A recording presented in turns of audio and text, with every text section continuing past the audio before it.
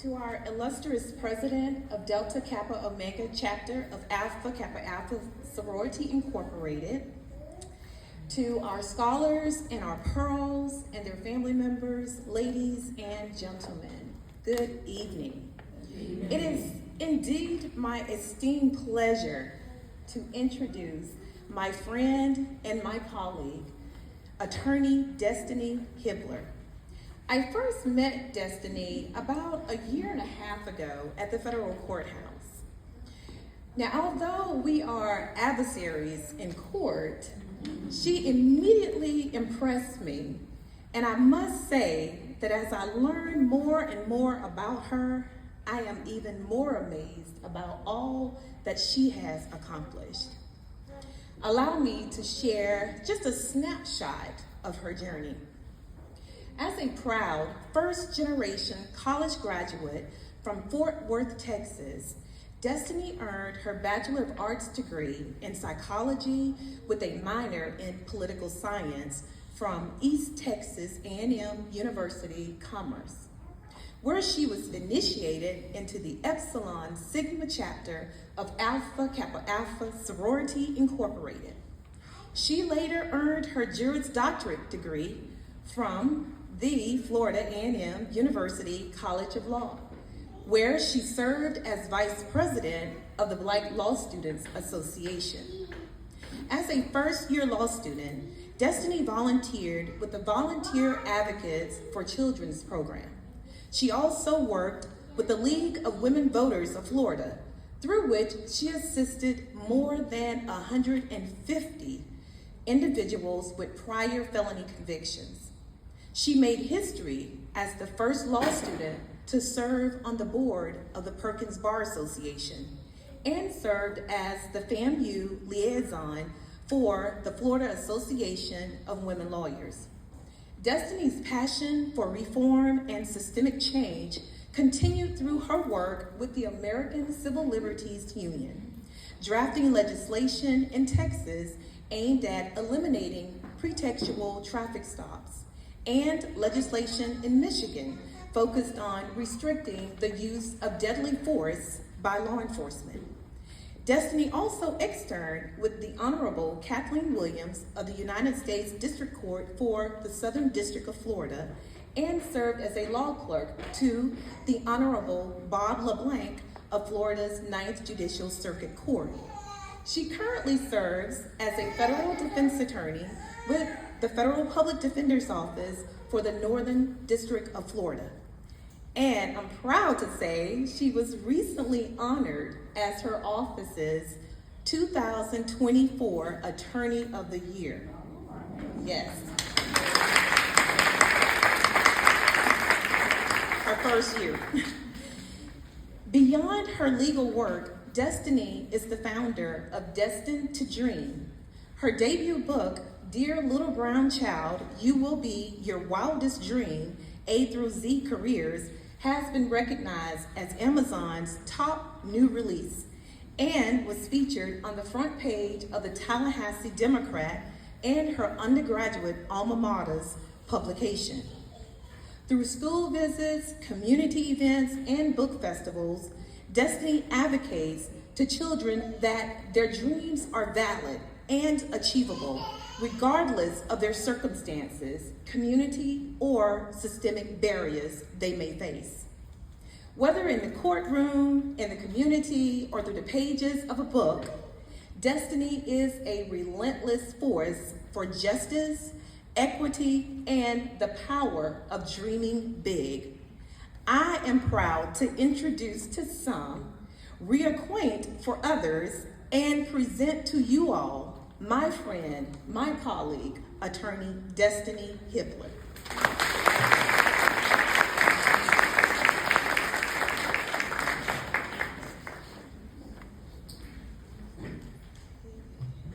Good evening, everyone. Good evening. First and foremost, I want to extend a huge thank you to the incredible women of Delta Kappa Omega for not only inviting me here to speak to you all today, but also for creating a space for these young adults to be both seen and celebrated. I am incredibly proud of each and every one of today's scholarship recipients. Graduating high school, getting accepted into college, and earning a scholarship is no small feat. You've already proven that you are capable of great things, and I want to take a moment to let that sink in. So celebrate yourselves today and clap for your accomplishments. You've earned this moment, and trust me, this is only the beginning. So before I share my story, I want to speak to the heart of what today is all about. This program is a beautiful reminder that when we invest in dreams, we are not just supporting goals, we are fueling greatness. We are recognizing that brilliance can rise from any background and that potential isn't defined by circumstances. I stand before you today not just as a guest speaker, but as living proof that dreams, when nurtured, believed in, and fought for, can defy every odd. Because while the world had its expectations for someone like me, I chose to write a different story. I chose to invest in my dreams. But those dreams didn't start in a place of certainty. In fact, it was the complete opposite. I was born to teen parents. My mother and father were just 15 years old when they found out they were expecting me. When I was 2 years old, my father entered juvenile detention and was later transferred to an adult prison where he stayed for the majority of my childhood. I was raised by a single mother who was barely out of childhood herself. Together, we were discovering the world and facing struggle after struggle. We lived in a low-income household. Sometimes we had enough and sometimes we did not. We experienced isolation. We faced the kind of uncertainty that can make the future feel out of reach. I didn't have professionals in my family. I didn't grow up seeing doctors or lawyers or engineers. I didn't have examples of prestigious careers in front of me. And by the world's standards, based on the statistics and what the data might predict, my path could have looked very different. But I refused to let those numbers define me. I chose to believe in the power of a dream, even when the world around me said otherwise. Because what I did have was a mom who never stopped asking me one simple but very powerful question. What do you want to be when you grow up? And here's the twist. Saying I didn't know was never an option. My mom made sure of that. She pushed me to think beyond the walls of our reality. And let me tell you, at a very young age, that one question changed the entire trajectory of my life. But what I didn't understand back then, but I know now, is that my mom wasn't just asking me about careers. She was challenging me to have a life goal, to imagine myself as someone with power, with purpose, with possibility. She demanded I think big even when our world felt small. She planted the seed of possibility in me before I even knew what the word possibility meant. I needed that question because the world around me was full of limiting beliefs. That question made me start thinking, well, what if? And then something else happened. The weight of my circumstances settled heavily on my shoulders. As a young girl aching for her father's presence, I came to discover that my father was spending not only the most prominent years of his life behind bars, but a large portion of it all because of a mistake he made when he was barely old enough to understand the consequences.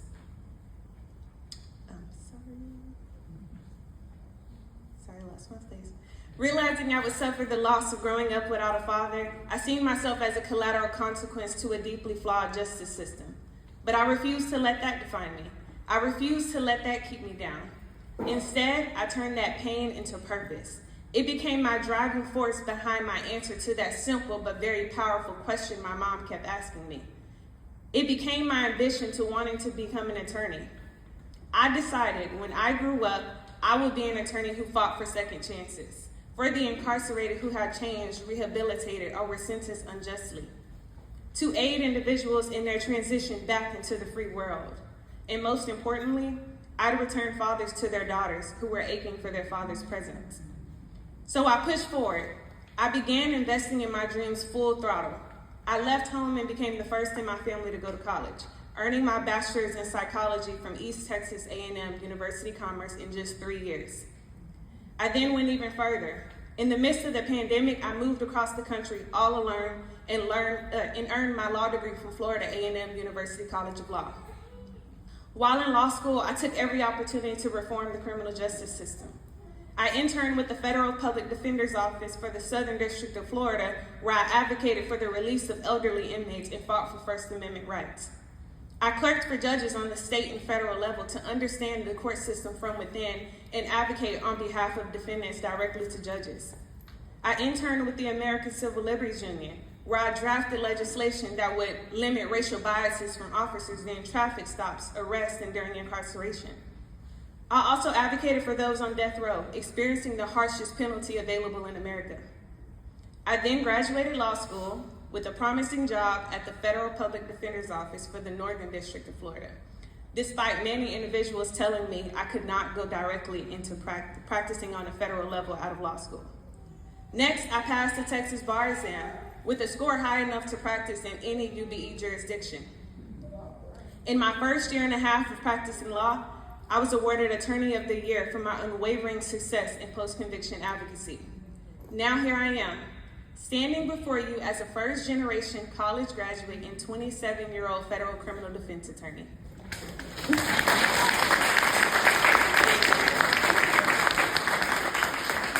Thank you, guys. Someone who has successfully returned a multitude of people home after decades behind bars. Some of whom who have been incarcerated long before I entered this world.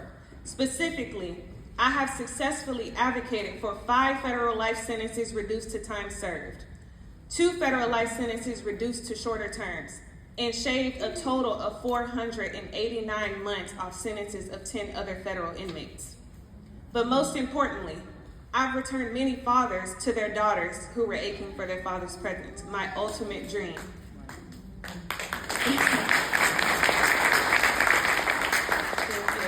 This is the work that I've been called to do. But I knew my purpose didn't stop in a courtroom. That question my mom continuously asks, what do you want to be when you grow up, never left me.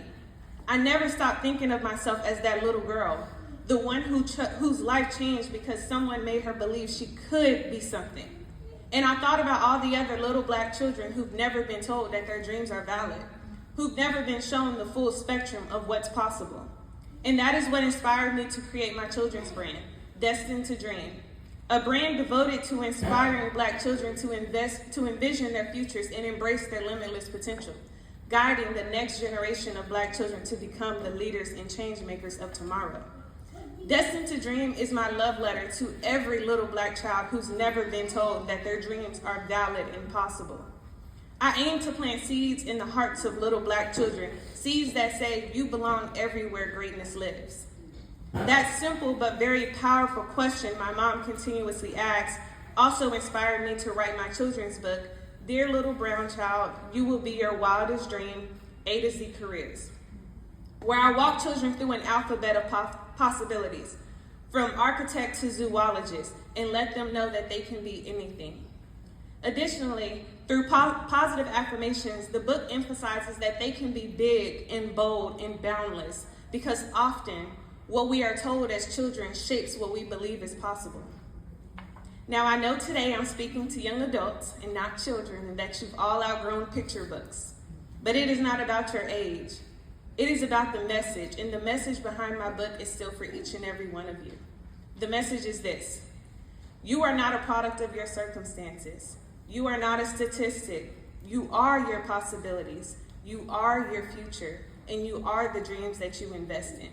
Yes, you may have grown up in a tough neighborhood. Yes, you may have dealt with loss or hardship. Yes, you may be the first in your family to pursue your desired career or even higher education. Yes, you may be carrying the weight of your entire family's hopes. Yes, you may be chasing a dream that you've never seen before. Yes, the world might try to define you by numbers and narratives that never took your heart, dreams, or work ethic into account. But that just means that you're paving the way, that you are the blueprint, and that is power. You are a recipient of today's scholarships, not just because of your past, but because of your bright future, because of whom you're becoming. Don't let anyone, not even yourself, put a ceiling over your dreams or potential. So as you walk through this next chapter of your life, college, career, adulthood, I want you to do 3 very important things. Number 1, dream boldly. Don't play small, break the mold. Take up space, shatter the expectations. Say your dreams out loud, even when they scare you. Dream as big as you possibly can, then dream even bigger than that. Stand fully in your truth. Whatever career you may pursue, doctor, lawyer, educator, or engineer, know that you belong there. Number 2, tell your story. What the world may call a weakness, you can turn into your strength. Use your pain, passion, and journey as your superpower. Number 3, and this is the most important, reach back. When you climb higher, don't pull the ladder up behind you. Help someone else rise too. Be the person you needed when you were growing up, when you were on the way to your dreams. And along the way, as you walk through this next chapter, don't forget to celebrate. Celebrate the small wins, the quiet progress, the things no one else sees but you know took everything to achieve. Life isn't just about the finish line or checking off boxes.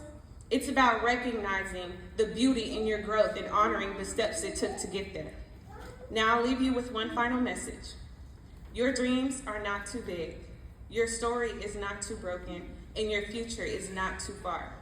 Your story is still being written, and the world is waiting to read it. So go write your wildest dream. Congratulations again, and thank you for having me.